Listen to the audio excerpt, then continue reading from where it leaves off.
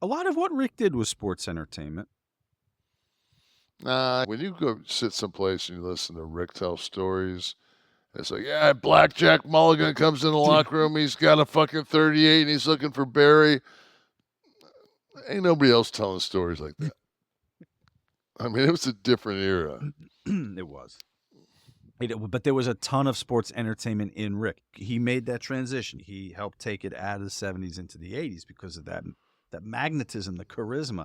He backed it up in the ring with the work in the ring, yeah. But the up, the over bump, and all that stuff. That was Yeah, but I remember that one entertainment. show we did when we had his fucking schedule, man. It was like, Jesus. Oh yeah, Malaysia here today. You know. that's what I would talk. That's what I would want to talk to Rick about. Is being the champ. Well, especially when you watch Iron Claw and you see he's just, you know, you want to have a beer, you want to go have a drink. Like, he was the man. Yeah. And one of the things Gary talked about when he was the booker of Texas, and he would get Rick for a week. They get the champ for a week, and they run him around the horn and put the Von Erich boys with him.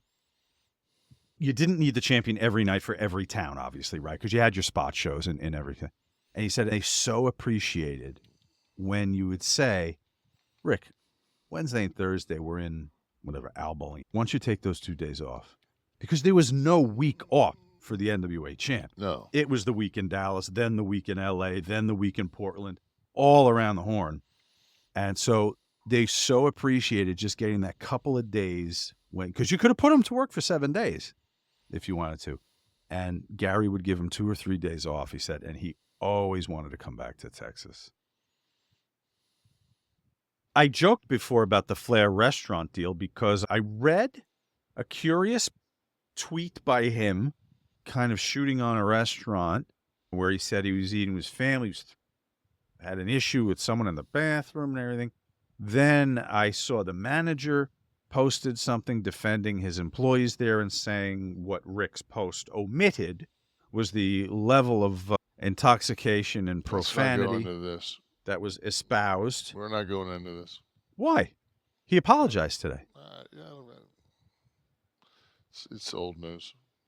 It's old news. He apologized today. It's all squared away. I feel you're biased. On Rick's payroll. Did you want to know? I fucking know it.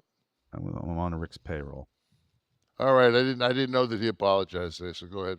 Continue. Yeah, he did. The quote was, Steve, bring up the apology quote. He was on a radio show in Tampa. Does he live in Tampa? He lives in Tampa, doesn't he? Yeah. All right. You said that earlier. Steve did. Dom did. Okay. Maybe it was Pritchard. But he did say that he re-endorsed the restaurant, said that he actually had a good time, the food was good, and he should not have carried on as he did when I think what he said was, I shouldn't have gotten mad. So he squared that all away today. And Kev, it's time for the tap out. All right. This is always a fine segment. I said line because today's tap out are some of the worst written lines in film. Okay. We'll see if you agree with that.